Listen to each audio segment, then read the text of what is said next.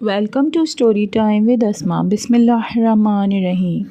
واقعہ یوم شہادت حضرت مولا علی۔ زہر مولا علی علیہ السلام کے پورے جسم میں پھیل گیا۔ وہ پل آ گیا تھا جس کا مولا علی علیہ السلام انتظار کرتے تھے۔ بی بی زہرا کے جانے کے بعد امام بہت تنہا ہو گئے۔ رسول اللہ صلی اللہ علیہ وسلم نے فرمایا، علی، جب تمہارے سر کا خون تمہاری داڑھی سے رنگین ہوگا تب تمہاری شہادت ہوگی۔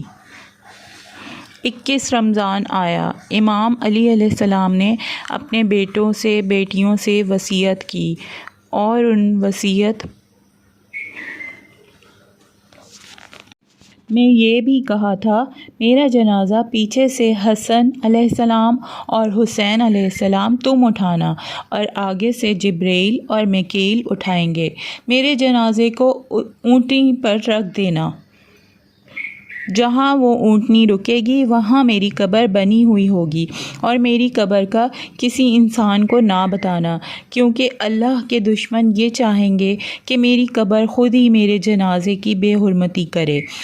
امام علی علیہ السلام پھر کہنے لگے، سلام یا رسول اللہ صلی اللہ علیہ وسلم۔ گھر میں کوہرام برپا ہو گیا۔ سب کہنے لگے، کیا ہمارے درمیان رسول اللہ بھی ہیں؟ امام علی نے فرمایا، ہاں، تمہارے نانا رسول اللہ صلی اللہ علیہ وسلم اور تمہاری ماں فاطمہ مجھے لینے آئے ہیں۔ یہ کہہ کے امام علی علیہ السلام نے اپنی مبارک آنکھیں بند کیں۔ گھر میں ماتم کی صدائیں بلند ہونے لگیں۔ یوں حسن و حسین، عباس، زینب و کلثوم یتیم ہو گئے۔ امام علیہ السلام کی وصیت کے مطابق کسی کو بھی جنازے میں شریک نہیں کیا گیا۔ امام علی علیہ السلام کے جنازے کو پیچھے سے امام حسن اور امام حسین جیسے ہی اٹھائے، آگے سے حضرت جبرائیل اور میکائیل نے اٹھا لیا اور ایک نورانی اونٹنی پر سوار کر دیا۔